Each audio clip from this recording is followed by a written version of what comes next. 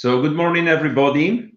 Well, I rather say hello because we have an audience from the United States and it's really early there. And we also have audience from Middle East and Asia and it's later in the day. But welcome to this third webinar that has been organized by EsadeGeo and Repsol Fundación, where we are going to be discussing a topic that I think is extremely interesting, who is the concept of power to fuels or power to liquids or e-fuels, as there are different denominations, for something that I think is really relevant and is a pillar of the circular economy.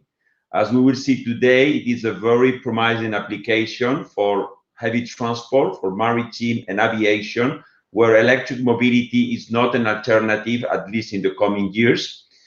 It is something that has a technological development synergies with other decarbonization technologies like CCUS that has been discussed at length. And I think it represents an interesting opportunity for Europe, for Spain, to support the automotive sector, accelerate energy transition as a complementary solution, not as an antagonistic one. No? And finally, my last message before we start with the different presenters is that something that is going to be very important is regulation. Regulation will be key to create the conditions for its development in Europe as a zero emissions treatment. So let me welcome the presenters. The first presenter is going to be Javier Aríztegui. Javier Aríztegui will give us a technical flash introduction. He's a senior manager of energy transition and mobility at the Repsol Technology Lab. So, Javier, we are looking forward to hearing you. Okay, good morning. Thanks for the invitation. And well, I want to give this brief introduction, basically answering or trying to answer two big questions. First, what is power to fuels? What we mean when we say power to fuels? And second, why we think those power to fuels are important. So if you can see my screen, trying to answer the first question is, okay, what is power to fuels? Basically, these here is one example of the potential routes to power to fuels. I think the next speaker will go in more depth into these topics. But what we do with power to fuels is we take renewable electricity and CO2, and through different chemical processes, we end up with liquids which are chemically similar to the fuels we have right now, but with some remarkable features which make them really important, at least from our point of view. And then that's basically what it takes us to the why we think these power to fuels are really a disruptive technology, which we need to put on focus. Well, first of all, this is a plausible, a credible decarbonization route for liquid fuels. As I mentioned, we take CO2 either from point sources, which was going to be emitted to the atmosphere, or even directly from air, as we saw in a past webinar here. And we convert that into liquids, which are then used by thermal engines, and these CO2 is re-emitted. But in any case, there is a net zero emission when using these power to fuels. So that's a really remarkable feature of these products. The second one, and perhaps even as important as this one, is that this technology is compatible with our industrial assets, our distribution systems on our current fleet. That means that we don't need to do heavy investments in changing all the pieces of mobility, vehicles, distribution, production, because we already have some of those pieces there. And that means also that we can start decarbonizing right away. We don't need to wait for renewables of fleets, for changes of these infrastructure. So that's a really important fact about power to fuels. Then again, with these power to fuels, in principle, we can serve all segments of mobility. This has been mentioned in the introduction by Martin, but in principle, we can cover motorbikes, cars, trucks, buses, aeroplanes, ships. So from a starting point, we can try to cover all those segments. However, these power to fuels are really fit for long-range applications. That's basically long-range trucks, aviation, even marine sector. And the reason is that when we concentrate that renewable electricity into liquids, it is a very dense energy form, so we can transport huge amounts of energy on board without much weight or volume.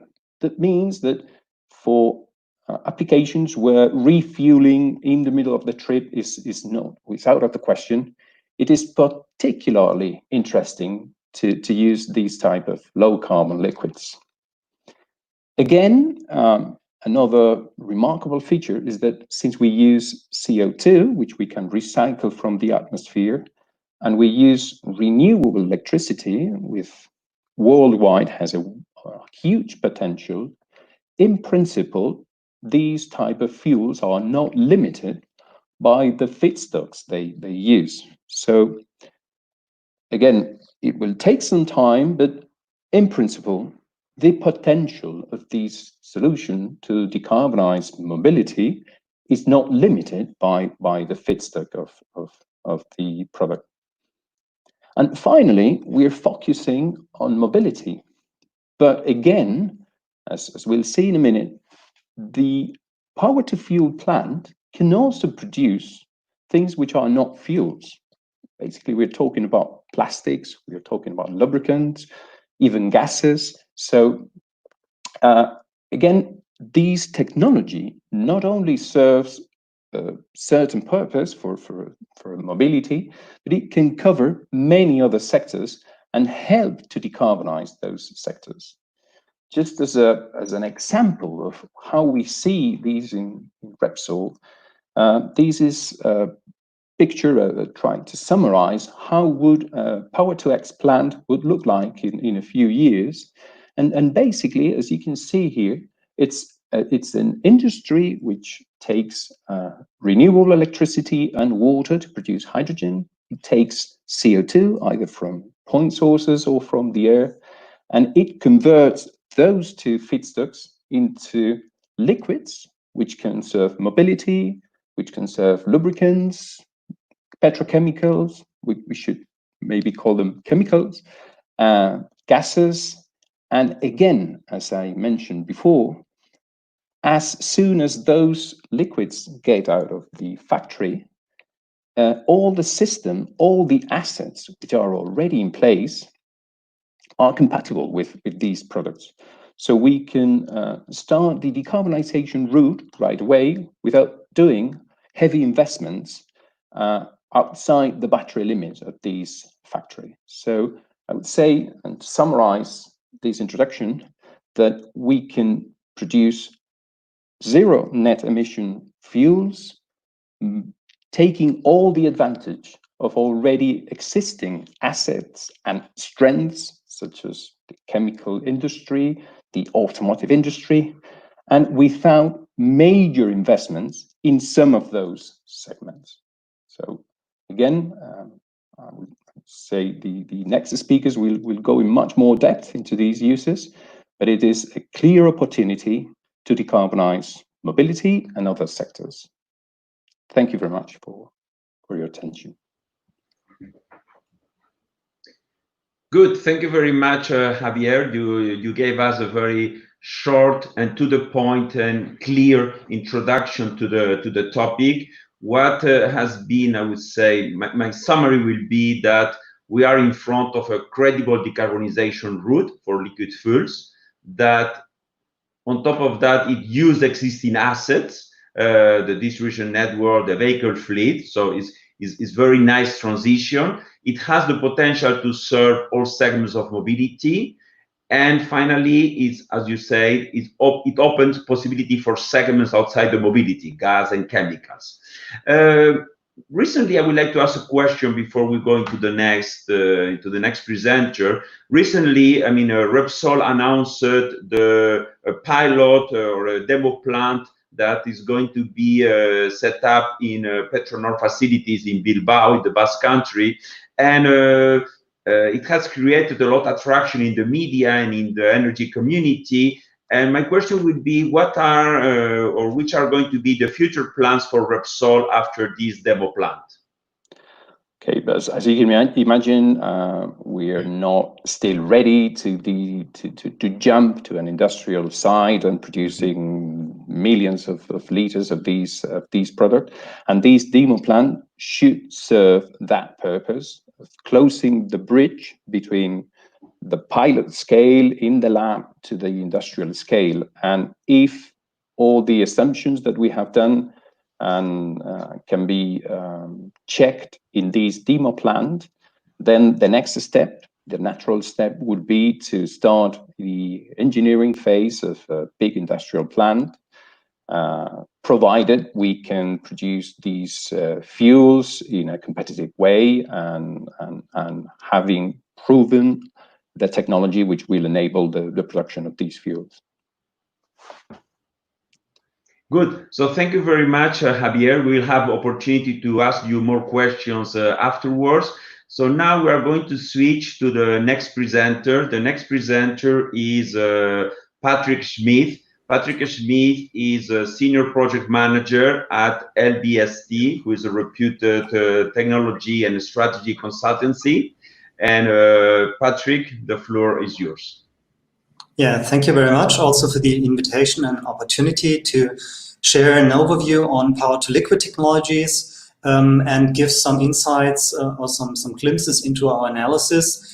Maybe because this is least known to you, LBST, in this distinguished audience. We are an expert consultancy in the field of environment, mobility, and sustainability.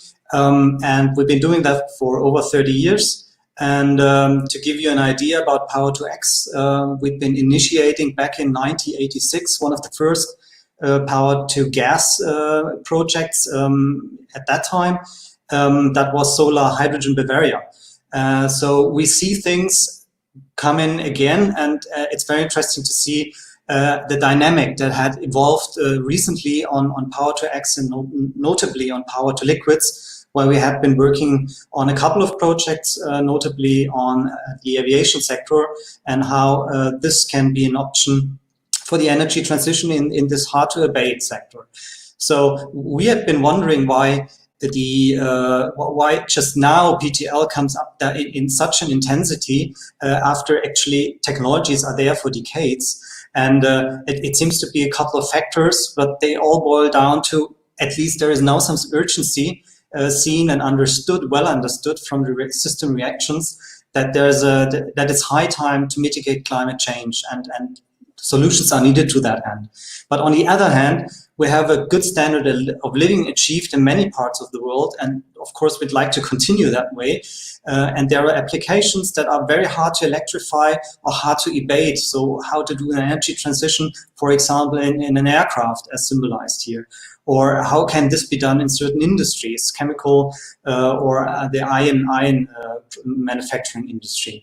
So that's clearly drivers here. And we've also seen there had been some batteries back in the 70s popping up and vanishing again. We have seen at least 2 hype cycles on bio-based fuels, and seeing the limitation and collateral damages to that end. To see the mismatch between what we actually demand, the energy consumption that we seek to have globally, and what is available and under which conditions. And I think one of the most important drivers, all in all, is indeed that renewable electricity generation over the past years especially has come down so much. even beyond those extrapolations that we did in a larger manufacturing study on photovoltaics back in the 90s. You could almost say it became cheap like dirt if you're producing under favorable conditions. So that's really drivers, and the question is how to make use of the renewable electricity that is out there for the various uses that had been also pointed out by Javier already. And there are two basic technologies, so a bit of technology background here.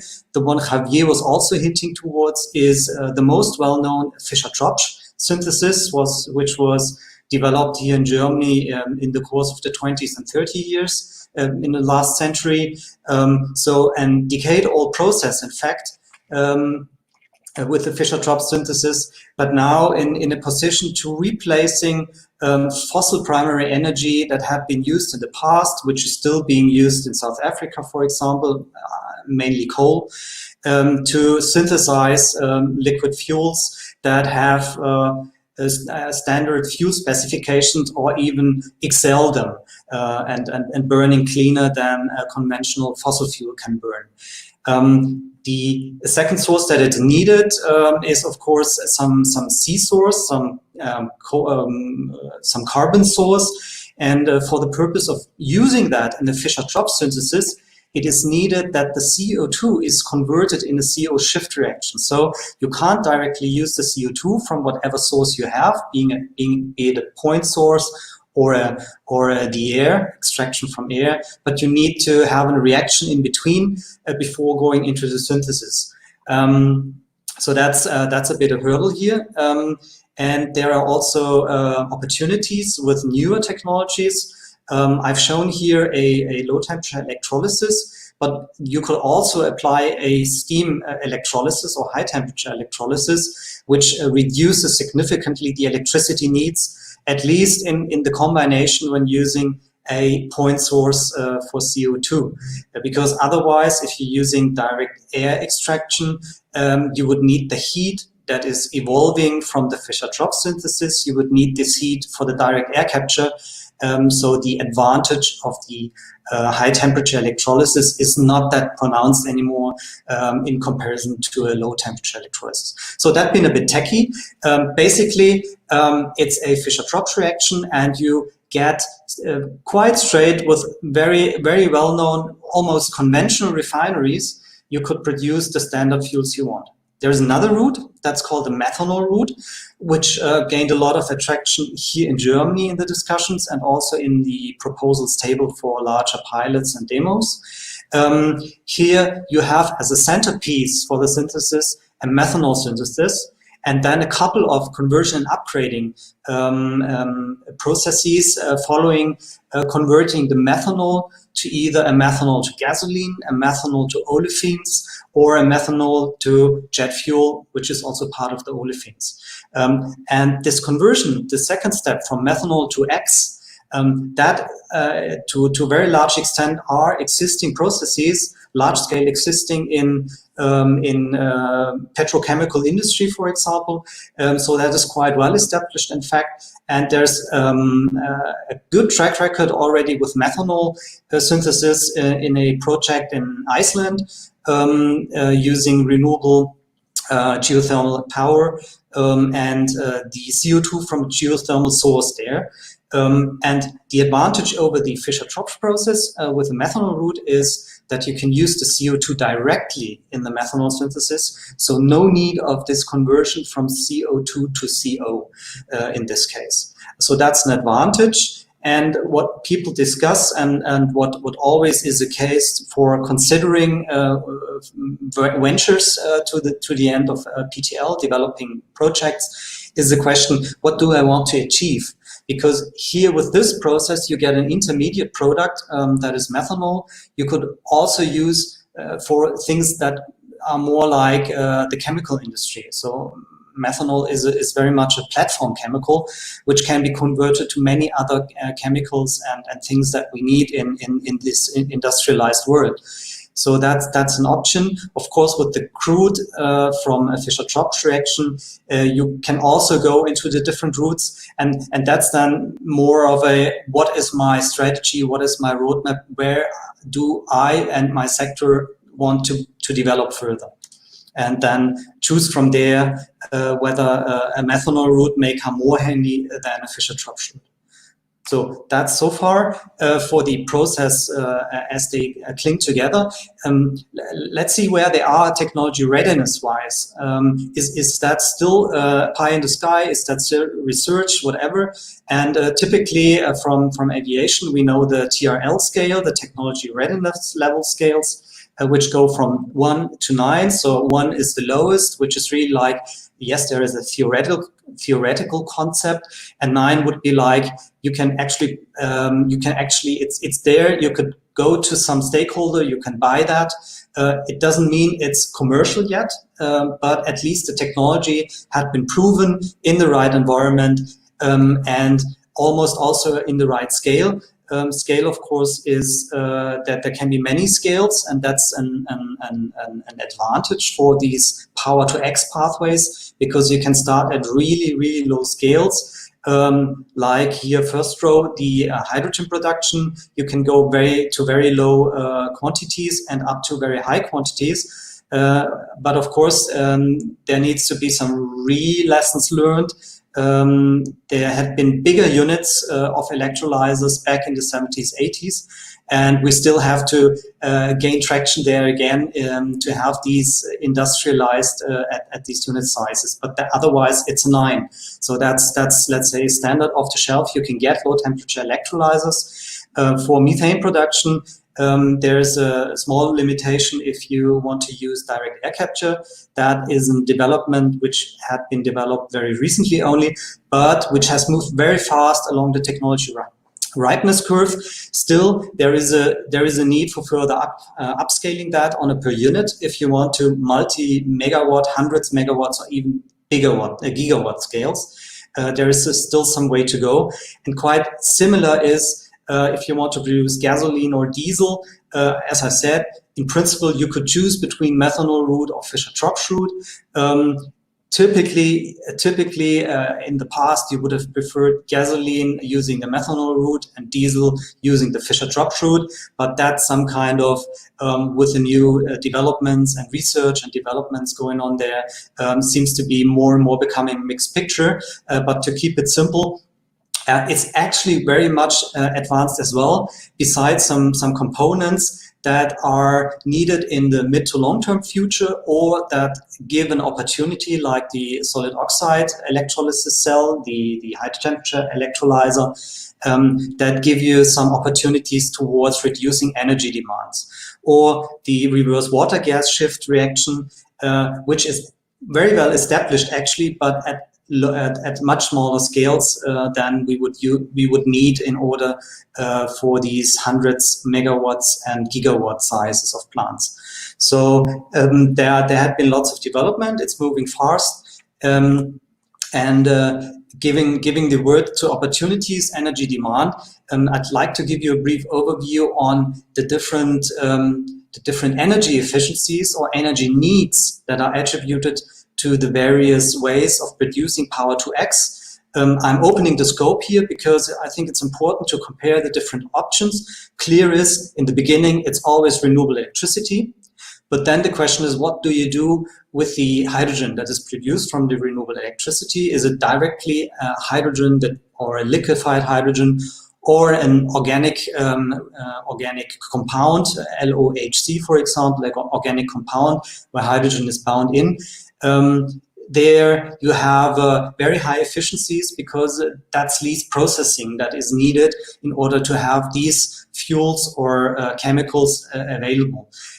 Then going into a Fischer-Tropsch or a Sabatier reaction, so producing methane and liquefy that, producing methanol, or producing diesel, gasoline, or kerosene, there are more processes involved in. They are energy consuming, of course, that's nature. And for that, the energy production efficiency of the fuels is slightly decreasing. So efficiency is not everything. that's important to state, because we talk about a renewable energy base here. So it's not all about efficiency, but efficiency is a point that goes straight into your balance, in your economic balance. There's then the trade-off, and that's typically the analysis we do, the trade-off between, do we want to keep infrastructures and make use of established infrastructures that are there? So be in a hydrocarbon world, continue that, except that we change the primary energy basis for that. Or do we want to be a bit more in a step-changing mode, really going to change infrastructures and using hydrogen more directly. For example, turning the methane gas pipelines into hydrogen gas pipelines, which is being discussed. So that's a bit the strategy part, where still there's a lot of discussion, and still there is no silver bullet to it. And I think the strategic insights may change over time. But as you can see from this chart, there's a clear rule of thumb as a takeaway. The longer the hydrocarbon chain gets, the higher the energy demand is typically, although this is not everything.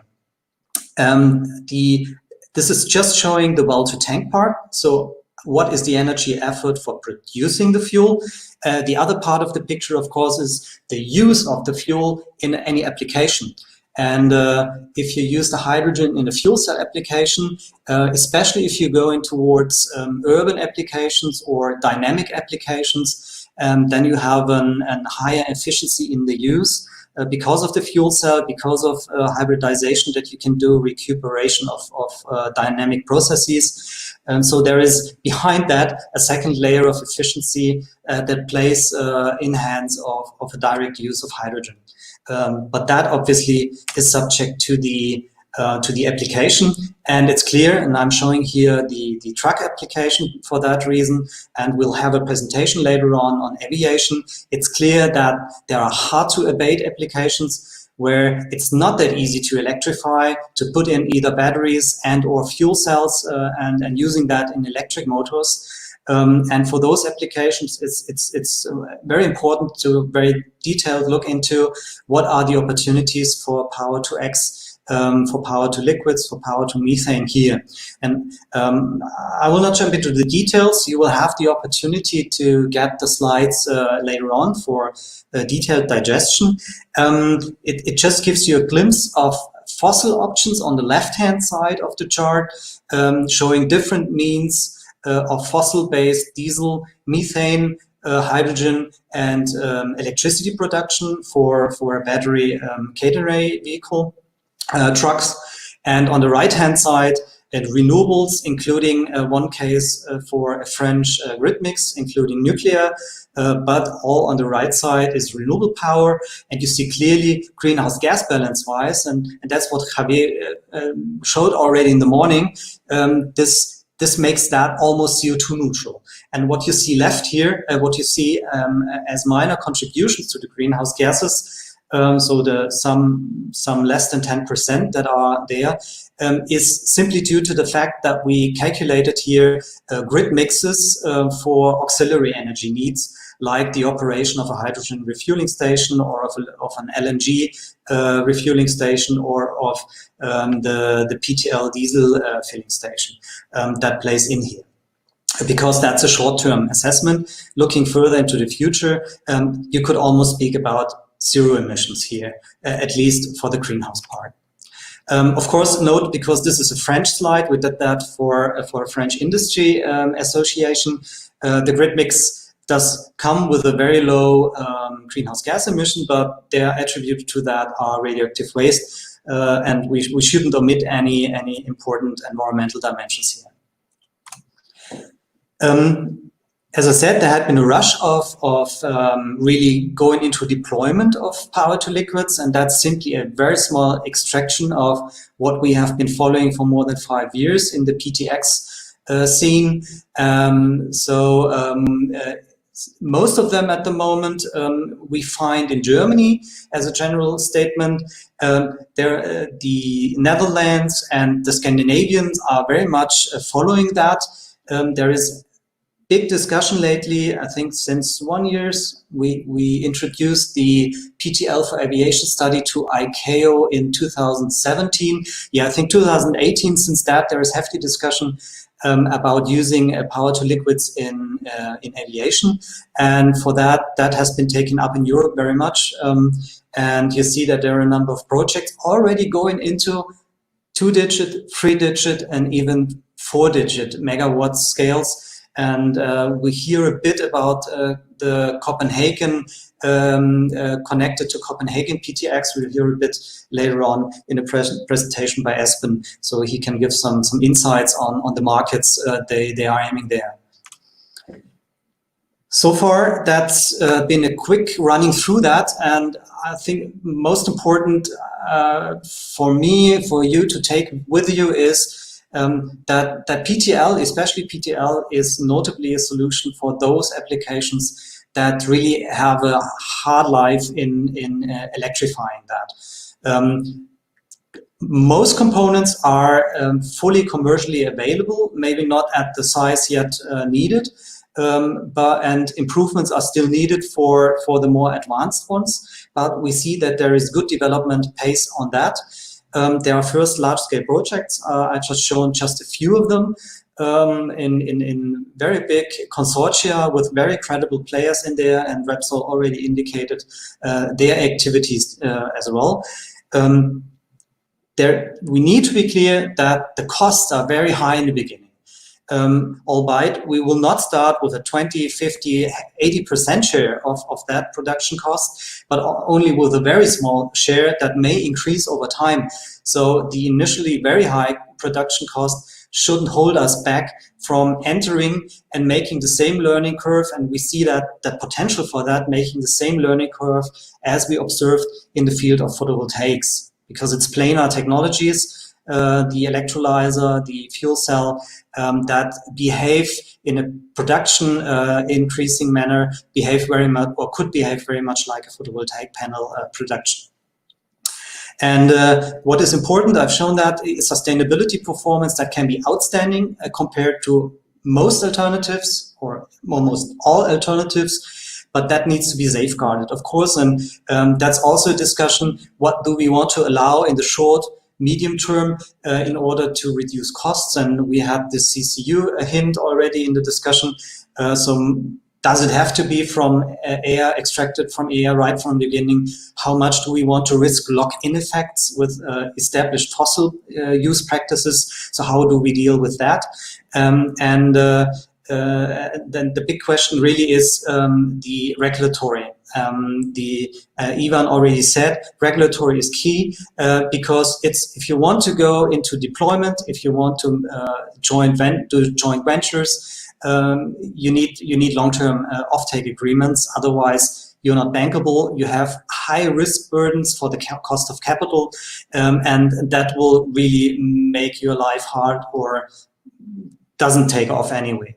So that's my conclusion. Actually, it's the regulatory and support framework that is required, and which is a logical next step, because only research alone will not do it anymore. We need to go into deployment, accompanied with further research and development, and that will make the picture better finally.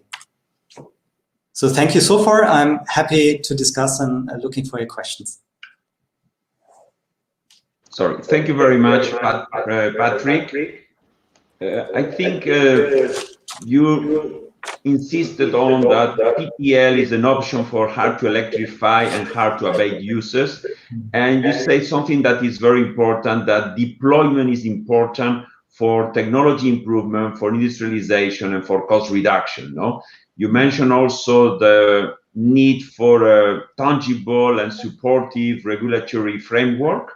And that is something I really would like to discuss afterwards when with the questions. And also something that is also very important, who is how we can safeguard the sustainability performance of PTL. No? And I would like to have questions and discussion around these two topics, regulatory support and sustainability performance safeguarding. But one specific question for you. I mean, how do you see the PTL fuel imports fit into the broader energy picture of the future? Yeah, well, where are we today? At least from a European perspective, but that may be the right is a similar perspective for most of the OECD countries. They have high import shares for most of their primary energies, especially for transport sector. There is, on the other hand, also those countries that rely very much on this income from exporting these kind of energies. So import plays a twofold role, actually.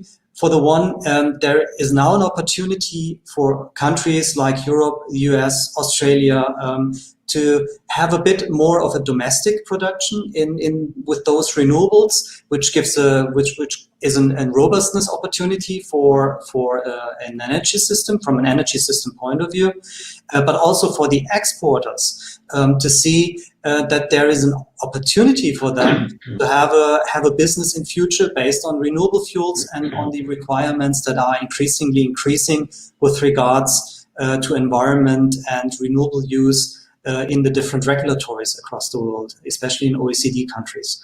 So import really is both. It's a great opportunity because of lower costs and the good chance for societies to still make a good business also in the far future on energy exports, but also for the countries in somewhat producing some of their energy demands within domestic premises. Good. So thank you very much, Patrick. The next presenter is going to be Esben Hegnsholt. Esben is someone that is passionate about everything related with sustainability and energy, and he has a long trajectory. He's a managing director, a partner at Boston Consulting Group, and he's going to talk us about something very specific, who is decarbonizing aviation and the power to liquid pathway into that decarbonization. Absolutely. Thank you, Ivan, and thank you also, Javier and Patrick, for some very good and inspirational pieces here.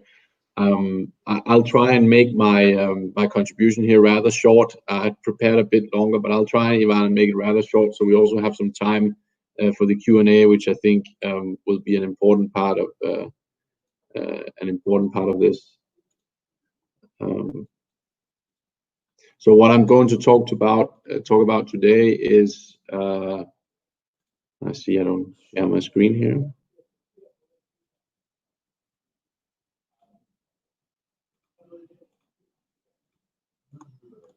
For some reason it doesn't share. Here we are.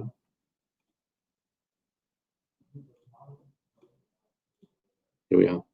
So what I want to talk about today is a very specific case of decarbonizing the aviation industry in Denmark. Denmark has a 70% reduction goal and has run a number of sector partnerships reporting into the government in the first quarter of this year. And what I'm presenting here are just a couple of the snippets from the work that was done with the aviation industry.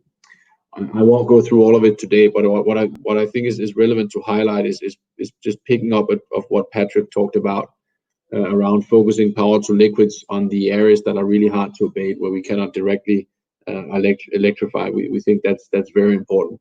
We also think it's important that we, when we look at the decarbonization opportunities, don't take from a starting point a product or technology-centric view, but really that we take a customer and let's say emissions-centric view.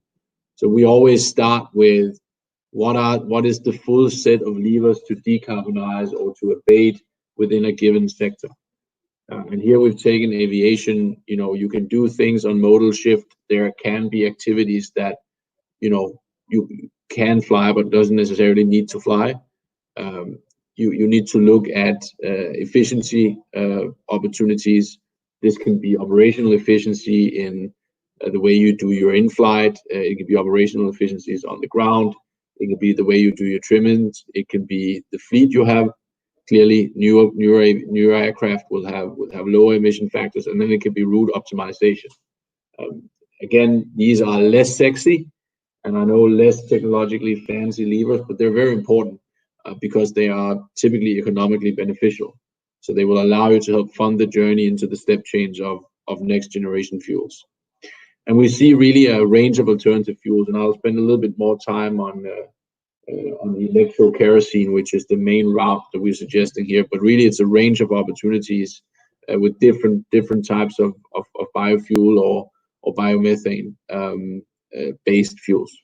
We also, in the very long term, see electrification of aircraft, but this is not something that for international aviation we think is in scope anytime in this decade or even the next. So based on our modeling, the decarbonization path for the Danish aviation industry, and here we're looking at the international emissions, so the emissions of aircraft flying out and in and out of Denmark, but based in Denmark. Really, that when we add up all the efficiency levers, that will just about cancel out the expected passenger growth. Now, this was done pre-corona, clearly. So the passenger growth that we will expect is probably nil or negative. And that gives us different starting point, but it doesn't change anything in relative terms. The technologically mature and profitable decarbonization levers, so that's efficiency, route optimization, and renewal of the fleet, they give a low double-digit number in percent in terms of decarbonization.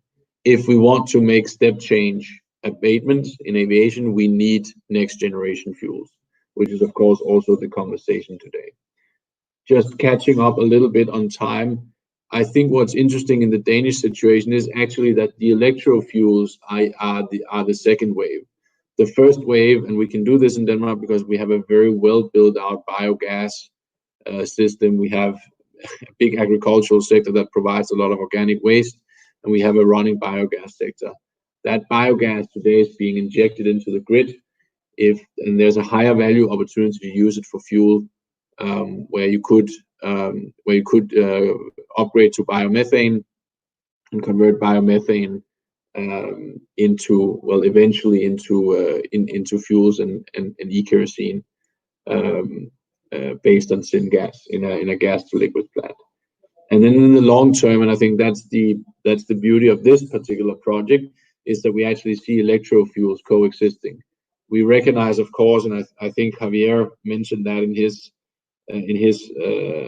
contribution here, that the biofuels are the closer ones in terms of getting early volumes. But if we want to scale fully, we need the electrified version.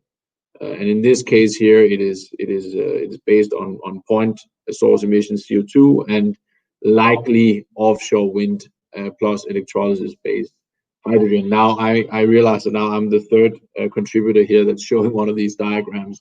I know it's very busy, but I think the main point here is that we can really see the evolution of an ecosystem with carbon and hydrogen and biomatter being the main feedstocks, and different combinations to upgrade and refine those volumes into e-kerosene and into other types of fuels. You mentioned, Patrick, specifically the project around Copenhagen Power to Liquids. And that is indeed a project based on significant scale up of offshore wind, a electrolysis based in the Copenhagen area, and then different routes are being investigated. The methanol route is one of them, but also a Fischer-Tropsch e-crude route, plus refinement is being looked at to that. And those volumes would go to aviation, they would go to shipping, and they would go to heavy trucking, which are indeed the hard to abate sectors that we will be looking to offtake this. In terms of funding, I think that's very important to cover. And now I didn't bring the abatement curve today, but the bad news here is that we are looking at abatement cost for synthetic fuels that are well above at least above 150 euros, but probably above 200 euros at least of abatement cost. That's one issue. The other issue now is that kerosene is very cheap. So at an average oil price of $70, we see a kerosene route suggested here. We're still looking at costs that are 2 or even 3 times higher when we include the improvements in efficiencies that Patrick also addressed. So there is a funding gap. These fuels will be much more expensive than the oil alternative this decade and likely well into the next decade as well. And I think what's interesting here in this setup is that there's a funding mechanism here where the industry itself are suggesting to impose basically a ticket-based fee on themselves. They're basically taxing themselves, putting the money into a publicly overseen fund, and then using that fund to mature the technologies at hand. I would add here as a last point around the technology readiness level. I agree, when you look at each individual component of this, we are looking at many different types of facilities that are in this TRL level, 7, 8, maybe even some of them are 9. Just two points. For many of the technologies, hydrogen in particular, but also methanol synthesis as an example, we know these technologies, yes, but we do not know them at scale. We haven't scaled up to 100 megawatt or gigawatt. And when you scale, you always learn. So there will be an element of that. And also we are compounding different technology risks, and the risks do not compound linearly. They compound to the power of each other. So the risk here, as we see it, is material and needs to be managed very carefully. And we will learn and we will make mistakes along the way. I think it's important to be honest about that, and it will be costly. So I will leave the conversation here, and back to you, Ivan. Thank you very much, Esben. It's clear, as you say, that, and I like that very much, that power to fuel has to start with a decarbonization logic, that decarbonization should start with low-cost abatement, and that there is a vast range of next-generation fuels possible that are complementary, bio, electro, and so on. But we need to fund the transition proactively, investing in scaling pilots. So I think is a very good introduction to a very specific project, and with very key messages. One of the questions I would like to ask you before we enter into the full debate is, which are the kind of players that are planning to invest in e-fuels in the short term? Do you see e-fuels as a technology mostly for oil and gas companies, or is this something that can be promoted and pushed by other kind of companies like utilities, industrial startups that will enter this space? Yes, and I would say all of the above. We are really seeing all of the players you mentioned there are playing. Clearly, the oil and gas majors have a number of natural advantages, and they are, and in my view, they should be here and playing and pushing actively.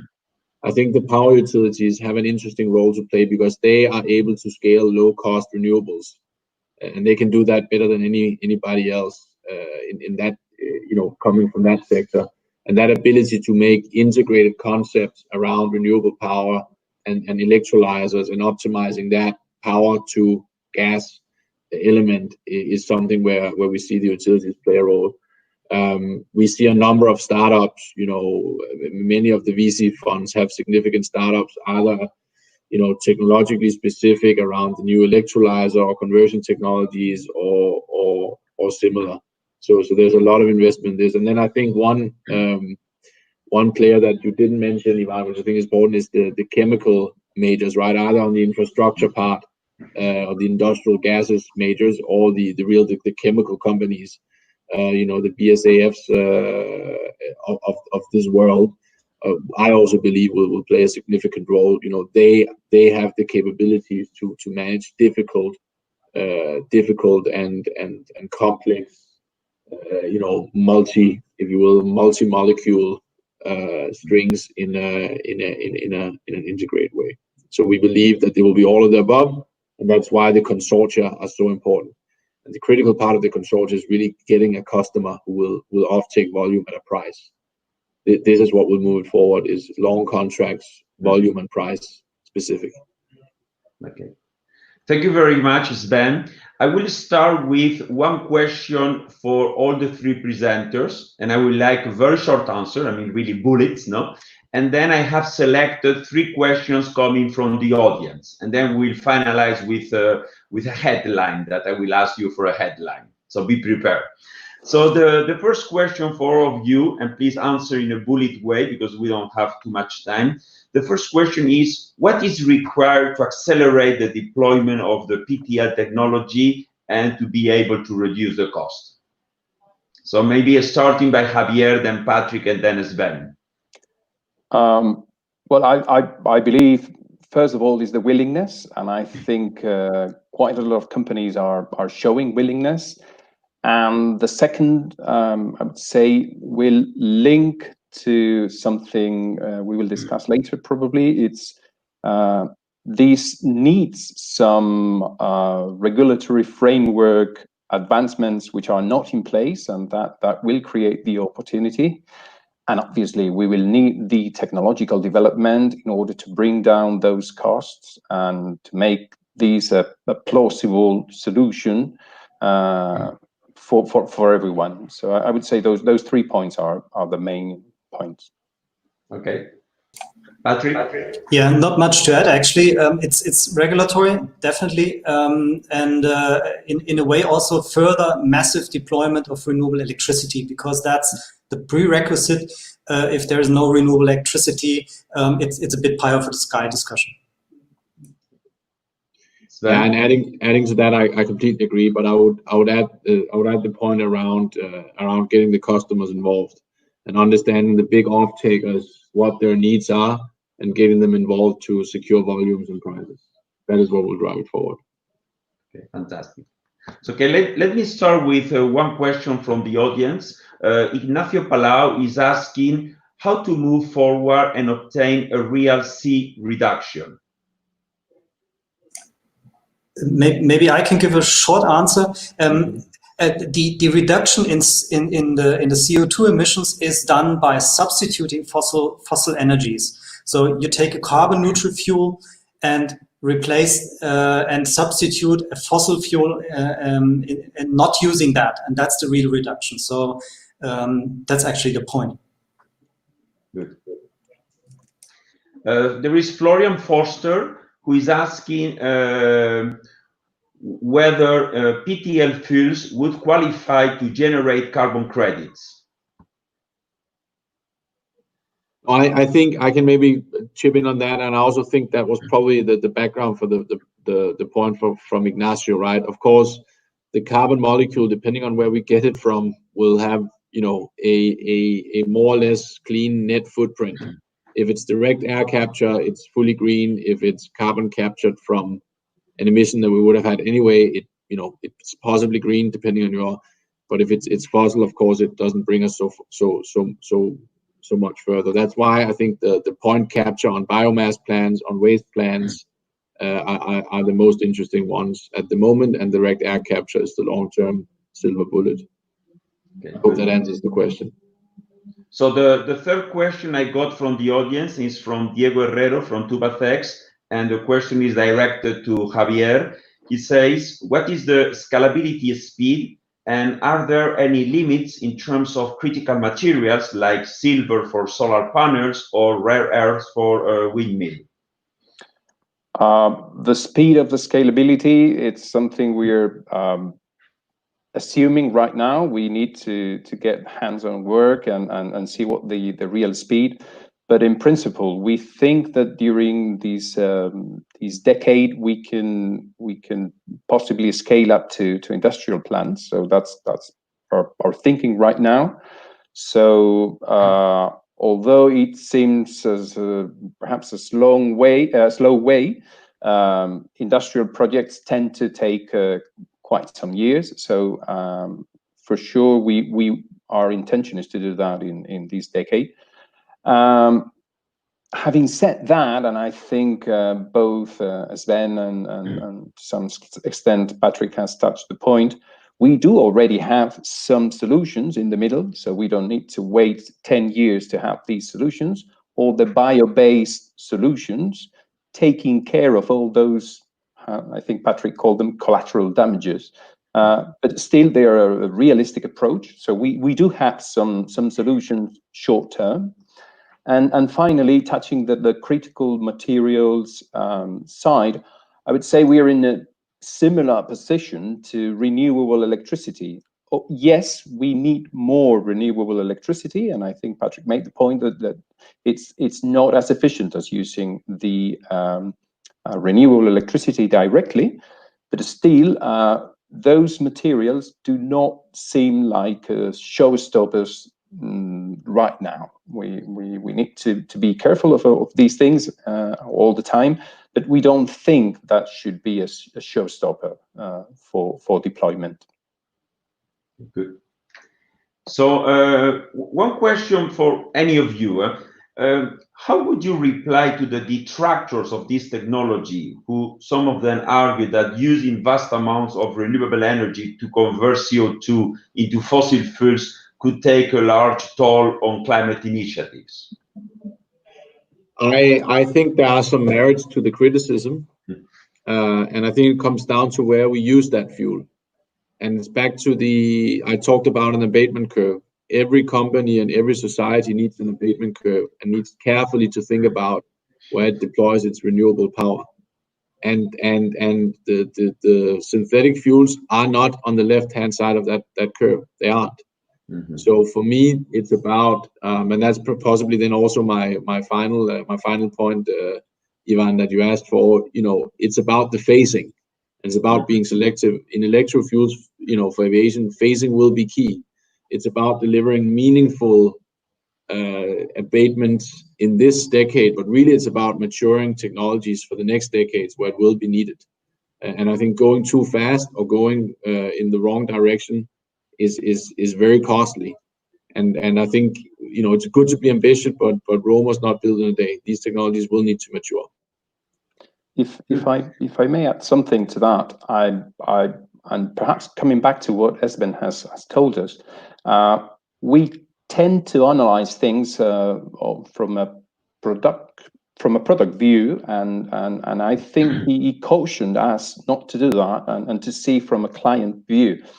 I think that's important because we are basically giving opinions of how these will develop in the next 10 years, and we are all quite sure we will bring down costs, risks, and everything. But I don't think, in the end, we should apply a technology neutral approach if we see a very deep cost reduction in these solutions. They might come before we think, and on the other hand, if it takes more time, we will have to delay that. So I really agree with that, what Esben has said, that abatement cost will set the pace of how these solutions will come into the market. But I don't think we should make any, let's say, technological choices beforehand. Let the technology evolve and see how it behaves, and set the scene, but do not choose the technology for a certain sector or segment. Okay, so maybe Patrick, a final headline. Absolutely, I can only compliment, because I very much agree with my speakers here. It's the important thing, I think, is to have a clear strategy and clear targets. That's how you can tell people out there, that's the role of PTL. It's been used in this application over that time. Because we want to get 2050, we want to be climate neutral, and that's a key building block on the way to getting climate neutrality in aviation and also in the chemical industry, probably. So that's giving a clear pathway. You convince people that this role will not be excessive, wasting valuable renewable energies or so, but to confine that. And anyway, we can proceed with the renewable power plants deployment, with electrolyzer deployment, to bring down the costs. that all plays into PTL, but first maybe serve direct hydrogen use with that. So there's a synergy in there. Okay, thank you very much, Patrick, Esben, and Javier. I think it has been a great discussion over this hour. I really would like to have extended even more the time, but I mean, we are committed to finish at 11. For all the audience, I mean, this has been recorded. It will be shown in YouTube, and also we will put in social media the key messages and headlines from the presenters. So once again, thank you very much. And let's look forward for this promising technology. Thanks, everyone.